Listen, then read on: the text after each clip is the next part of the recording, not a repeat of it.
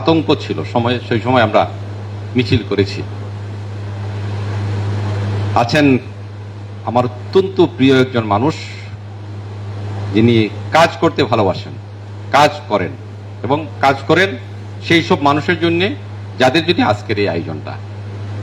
নিবাস রঞ্জন দাস, তিনি যে কথাগুলো বলতে চেয়েছেন সেই কথাগুলো বলতে গেলে আসলে অনেক সময় ব্যাপার। কারণ মাননীয় প্রধানমন্ত্রী শেখ হাসিনা যে সমাজ সেবায় যে কর্মযজ্ঞ শুরু করেছেন এবং দেশের অবহেলিত মানুষ, দুস্থ মানুষ, অসহায় মানুষদের জন্য তার যে বিশাল পরিকল্পনা এবং বরাদ্দ, প্রচুর অর্থ দিচ্ছে, প্রচুর টাকা দিচ্ছেন, সেই টাকা ব্যবহার করা যাচ্ছে না, এই অবস্থা। সেই সুযোগগুলো আমরা জানি না বা আপনারা জানেন না বলে হয়তো সুযোগটা নেওয়া যাচ্ছে না। আরো আছেন যারা পরিচিত জন। পৌর বিপণের সাথে আমার একটা সম্পর্ক অত্যন্ত গভীর, এখন হয়তো যাই না, যাওয়া হয় না। আগে প্রত্যেক দিনই যেতাম, যেমন পত্রিকায় কাজ করতাম তখন প্রতিদিন। হাফিজুল্লাহ আছেন, অনেকদিন পর হাফিজুল্লাহকে দেখছি, বয়স হয়ে গেছে মনে হচ্ছে, কিন্তু এই হাফিজুল্লাহরা কত ধরনের সহযোগিতা করেছে আমাদেরকে যখন আমরা কাজ করতাম। পৌর বিপণী প্রত্যেকদিন আমরা যেতেই হতো, না গেলে মনে হতো যে পেটের ভাত হজম হচ্ছে না। এখন হয়তো যাওয়া হয় না, ব্যস্ততার কারণে। যাই হোক, এই পৌর বিপণীর দোকান মালিক এবং ব্যবসায়ীরা যে এই উদ্যোগটা নিয়েছেন, তারা এর আগে একটা উদ্যোগ নিয়েছে ইফতার পার্টিতে আমি যাইনি, এই জায়গায় আসার সুযোগ হয়েছে আমার।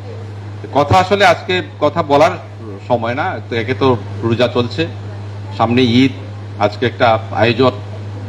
আপনাদের কাছে একটা অনুরোধ রাখবো যে নিজেকে দুর্বল ভাববেন না।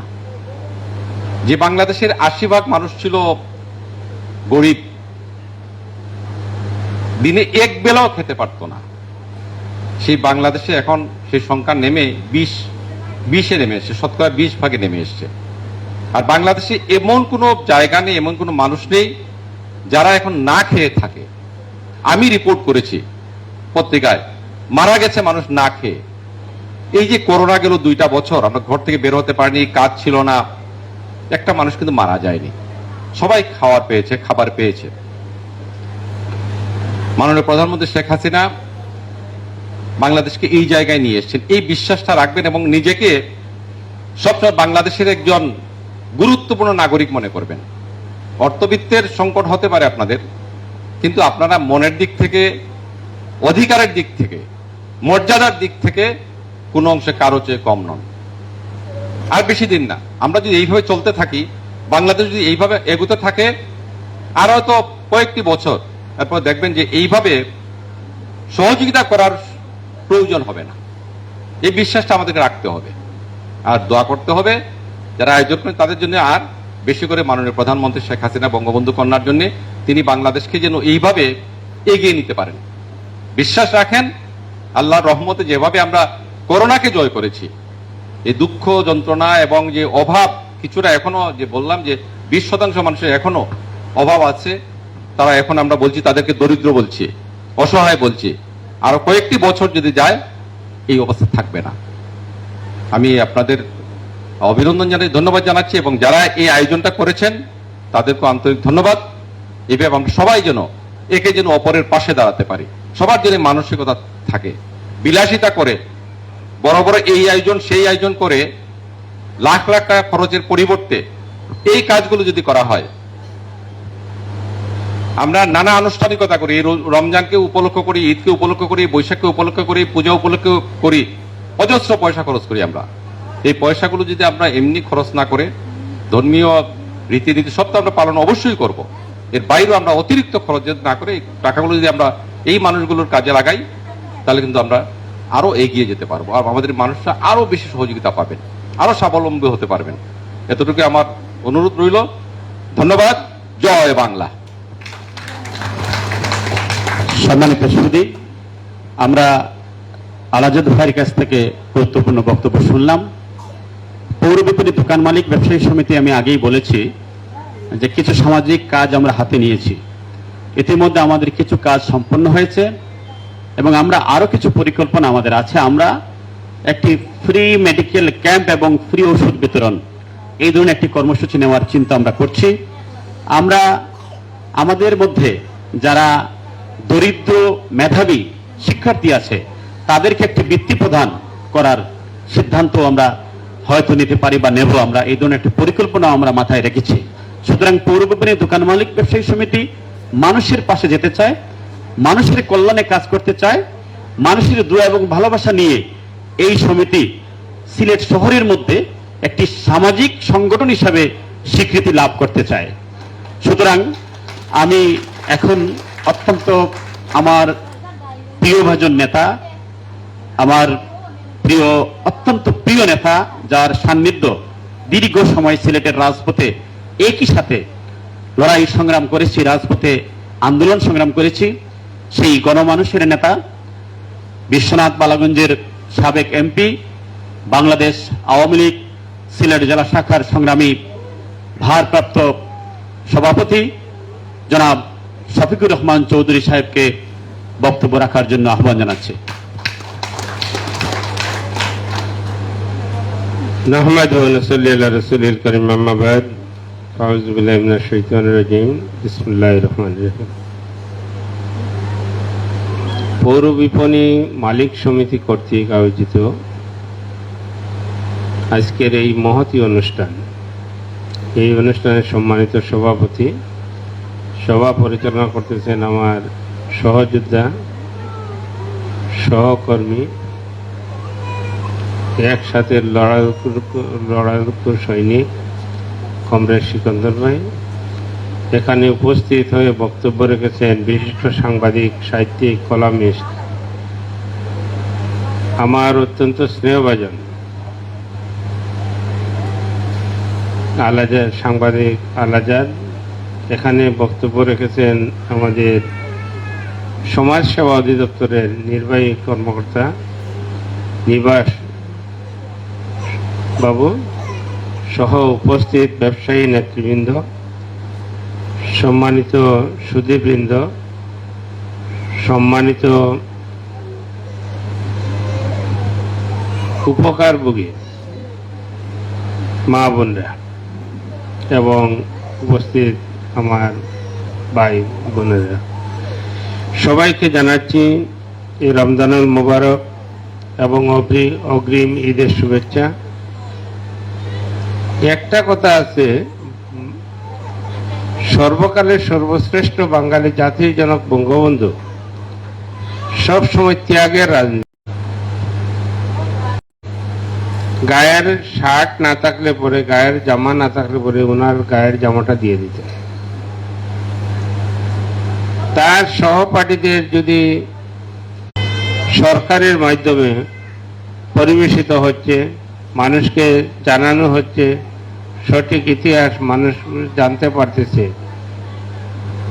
মানুষের খাবার ছিল না, খাবার যে পাক করবে সেটার হান্ডি বাসন ছিল না, গায়ের কাপড় ছিল না, পরনের কাপড় ছিল না, এই সমস্ত রাস্তাঘাট ছিল না, বিদ্যুৎ ছিল না, ব্রিজ ছিল না, কালভার্ট ছিল না।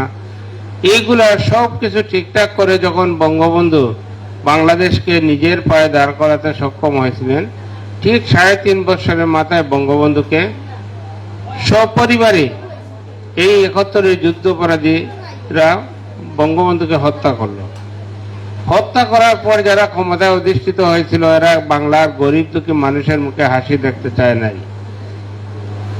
ওরা কি চেয়েছে? ওরা ক্ষমতায় টিকে থাকার জন্য নিজেরা ক্ষমতায় অধিষ্ঠিত থাকতে যেভাবে পারে সেদিকে লক্ষ্য রেখে কাজ করেছে। আবার বঙ্গবন্ধুর কন্যা ক্ষমতায় অধিষ্ঠিত হওয়ার পর গরিব মা বাবার সন্তানদেরকে লেখাপড়ার সুযোগ করে দিয়েছেন, বিনামূল্যে বই, উপবৃত্তির ব্যবস্থা, বৃত্তির ব্যবস্থা করে দিয়েছেন। অসহায় মা বোনদেরকে বয়স্ক ভাতা, বিধবা ভাতা, মাতৃত্বকালীন ভাতা, প্রতিবন্ধী ভাতা, অনেক মহান মুক্তিযুদ্ধে যারা অংশগ্রহণ করেছেন মুক্তিযোদ্ধা ভাতা সহ অনেক ধরনের ভাতার ব্যবস্থা করে দিয়েছেন, যেটা সমাজসেবা অধিদপ্তর সাহেব বললেন। এই অবস্থায় বাংলাদেশ এগিয়ে যাচ্ছে। বাংলাদেশ আর ভিক্ষুকের দেশ নয়। আগে ফকিরে চাউল ১ মিনিট দিলে হয়ে যেত, ১ টাকা ২ টাকা ৪ আনা ৮ আনা দিলে হইতো। অনে এটা মানে না, অনে মানেনি, অনে ১০ টাকা দেওয়া লাগে কমপক্ষে। কারণ হচ্ছে কি তারাও চাহিদা বাড়ছে, কমছে, ফকিরের সংখ্যা কমছে, যারা আছে এরার চাহিদা বাড়ছে। এই অবস্থায় অনেক ধরনের প্রজেক্ট চলে। যুব প্রশিক্ষণ কেন্দ্রের মাধ্যমে, যুব উন্নয়ন প্রশিক্ষণ কেন্দ্রের মাধ্যমে অনেক ধরনের যুবকদের চাকরির কর্মসংস্থানের ব্যবস্থা করা হচ্ছে। এই অবস্থায় অনেক ধরনের ব্যবসা বাণিজ্যের দিক দিয়ে আজকে যদি আমরা তাকাই, আগে শুধু আছিল হাসন মার্কেট, তখন মার্কেট কতটা হয়েছে সিলেটিতা হিসাবর বাড়া, এরপরে আপনার কুমারপাড়া কোকা, নয়া সড়ক কোকা, এই সমস্ত এলাকা দোকান মালিক সমিতি হল দোকান, বড় বড় দোকান হল প্রতিষ্ঠিত হয়েছে। এই দোকান চলের কিলা নিশ্চয় আমরা কাছে পয়সা আছে, নিশ্চয় মানুষের কাছে পয়সা আছে, এর আগে দোকান চলে। কিন্তু আজকে একটা ব্যতিক্রম ধর্মী প্রোগ্রাম করা পৌর বিপণী মালিক সমিতি, তারা এই যে মানুষের জন্য, জীবনের জন্য একটু সহানুভূতি, এই যে সহানুভূতির হাত বাড়িয়েছেন তারা পৌর বিপণী মালিক সমিতি, তারা যে অসহায় দুস্থ মানুষের পাশে দাঁড়িয়েছেন, তারা বিভিন্ন প্রজেক্ট নিতেছেন, প্রোগ্রাম করতেছেন। আজকে যে এই অনুষ্ঠান শাড়ি লুঙ্গি দিতেছেন, এইটা ওনারা না করে পারতেন। কারণ হচ্ছে কি আমরা বলেন আরো অনেক বড় বড় দোকান মালিক সমিতি আছে, মার্কেটের মালিক হল আছে, ওরা কিন্তু এগুলা করতেছে না। ওদের দন আছে, মন নাই। অনেকের মন আছে, দন নাই। আর অনেকের আছে, যেমন পৌর বিপণী মালিক সমিতির দন এবং মন আছে, আল্লাহ তাদেরকে আরো বাড়াইয়া দেব, আরো তৌফিক দান করুক, সেটা আমরা আল্লাহ রাব্বুল আলামিনের কাছে প্রার্থনা করি। আমরা চাই এই মালিক সমিতি যারা আছেন, টাকা পয়সা তো ধন সম্পদ এগুলো আল্লাহ রাব্বুল আলামিন এগুলার মালিক। এগুলার মালিক কিন্তু কেউ নয়, ক্ষমতার মালিকও কেউ নয়। যদি ক্ষমতার অপব্যবহার করা হয় তাহলে ক্ষমতায় বেশি দিন টিকে থাকা যায় না। আমাদের মাননীয় প্রধানমন্ত্রী জননেত্রী শেখ হাসিনা এই গরিব দুঃখী মানুষের মুখে হাসি ফোটানোর লক্ষ্যে কাজ করতেছেন। তিনি একজন খাঁটি মুসলমান, খাঁটি ইমানদার, 5 ওয়াক্ত নামাজ পড়েন, তাহাজ্জুদের নামাজ পড়েন, ফজরের নামাজ পড়ে, কোরআন তিলাওয়াত করিয়ে রাষ্ট্রীয় কাজ শুরু করেন আল্লাহর নামে। আল্লাহর উপরে ভরসা রেখে তিনি কাজ করতেছেন, যে কারণে আজকে বাংলাদেশ এগিয়ে যাচ্ছে। আলাদা যেটা বললেন যে আর বেশি দিন নয়, এখন মাত্র 20% মানুষ আছে দরিদ্র সীমার নিচে। ইনশাআল্লাহ তাআলা কিছুদিনের ভিতরেই আমরা দরিদ্র সীমার উপরে তো অনেক মানুষ আছেন, কিছুদিনের ভিতরে এই 20% শেষ হয়ে যাবে। কারণ এই সরকার উদাহরণ সৃষ্টি করেছে পৃথিবীর বুকে। লন্ডনের মতো জায়গায় গৃহহীনদেরকে বিটা মাটি সহ গৃহ দেওয়া হয় না, হাউজিং এর মাধ্যমে ফ্ল্যাট দেওয়া হয় এবং সেই ফ্ল্যাটের ভাড়া দিতে হয়।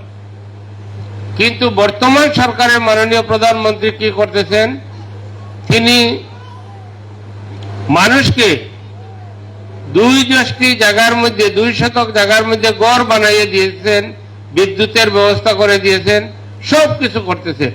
তার জন্য আমরা মাননীয় প্রধানমন্ত্রীকে, এই যে গৃহহীন অসহায় মানুষের পাশে দাঁড়িয়েছেন, তার জন্য আমরা কি মাননীয় প্রধানমন্ত্রীকে একটি ধন্যবাদ দিব না?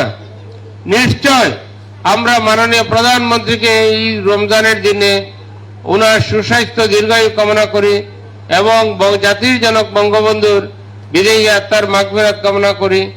এবং আজকে যারা এই সাহায্যের হাত বাড়িয়েছেন, সাহায্যের হাত প্রশস্ত করেছেন, আল্লাহ রাব্বুল আলামিনের কাছে প্রার্থনা করি আল্লাহ রাব্বুল আলামিন যেন ওনাদেরকে সুস্বাস্থ্যের অধিকারী করেন এবং ব্যবসা বাণিজ্যের মধ্যে খয়রে বরকত দান করেন, সেটা আমরা চাই।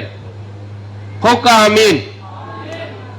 আল্লাহ রাব্বুল আলামিনের কাছে আমরা প্রার্থনা করি এবং এই পৌর বিপণী মালিক সমিতি আজকে যে কাজ করতেছে তার জন্য কি তাদেরকে একটা ধন্যবাদ দিব না? নিশ্চয় করতালির মাধ্যমে একটা জোরে একটা করতালি জানি, করতালির মাধ্যমে একটা ধন্যবাদ এবং কৃতজ্ঞতা জানিয়ে আমার বক্তব্য শেষ করছি। খুদা হাফিজ। জয় বাংলা, জয় বঙ্গবন্ধু, বাংলাদেশ চিরজীবী হোক। ধন্যবাদ মহান নেতা, আমাদের রাজপথের নেতা, সিলেটের রাজনৈতিক অঙ্গনের এক অভিভাবক, আমাদেরও অভিভাবক। আমরা 14 দলের সাথে আছি, সুতরাং সেই ক্ষেত্রে আওয়ামী লীগের সিলেট জেলা শাখার সংগ্রামী ভারপ্রাপ্ত সভাপতি জনাব শফিকুর রহমান চৌধুরী সাহেব ওনার বক্তব্যের মধ্য দিয়ে আমরা যারা এখানে পৌর বিপণী দোকান মালিক সমিতির ব্যবসায়ী সমিতির নেতৃবৃন্দ যারা আছি, মালিক যারা আছি, তা আমরা আরো উৎসাহিত, আরো আমরা নিজেদের মধ্যে কাজ করার স্পৃহা জাগবে। আমি বক্তব্য দীর্ঘায়িত না করে এখন আমরা সরাসরি চলে যাব আমাদের উপহার বিতরণে। তো আমি প্রথমে অনুরোধ করব যে আমাদের মহিলারা নিবে, আপনারা পুরুষ যারা আছেন বসে থাকবেন, আমাদের মহিলারা নেবে, সারিবদ্ধভাবে নেবেন। আপনাদের প্রত্যেকের কাছে একটা করে কার্ড দেওয়া আছে, আপনারা এই কার্ডগুলো হাতে রাখেন, সবাই হাতে রাখেন। মানে এই সামনে থেকে 4 জন মহিলা প্রথমে আসবেন, আমাদের মাননীয় প্রধান অতিথি বিশেষ অতিথিবৃন্দ 4-5 জন 7 জনকে বিতরণ করে তারা চলে যাবেন। হ্যাঁ, তারা হয়তো চলে যাবেন, আমরা যারা থাকবো আমরা পরবর্তীতে আপনাদেরকে দেব। আমি অনুরোধ করব, আচ্ছা আমরা 5-7 জন মহিলাকে প্রথমে অনুরোধ করব একটু এই দিকে লাইনে আসার জন্য। হ্যাঁ, লাইনে, হ্যাঁ আমাদের সামনের লাইনে, সামনে যারা আছেন এই 4 জন আসেন, আপনারা 4 জন, হ্যাঁ 4 জন আসেন। আর পুরুষ আপনারা 4 জন পুরুষ পিছনে 4টা কার্ড নিয়ে আসেন আপনারা।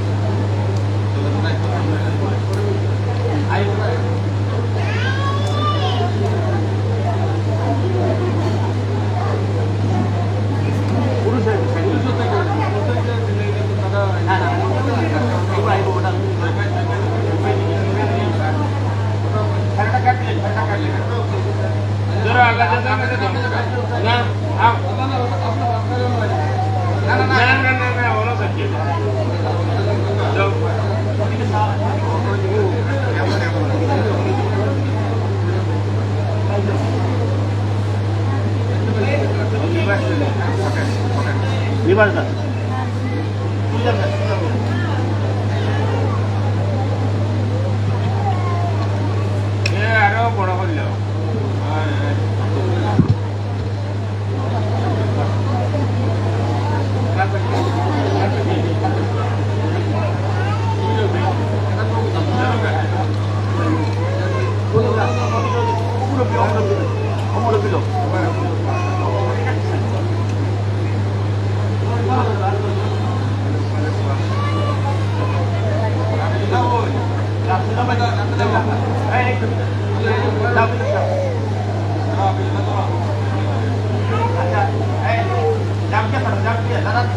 Jangan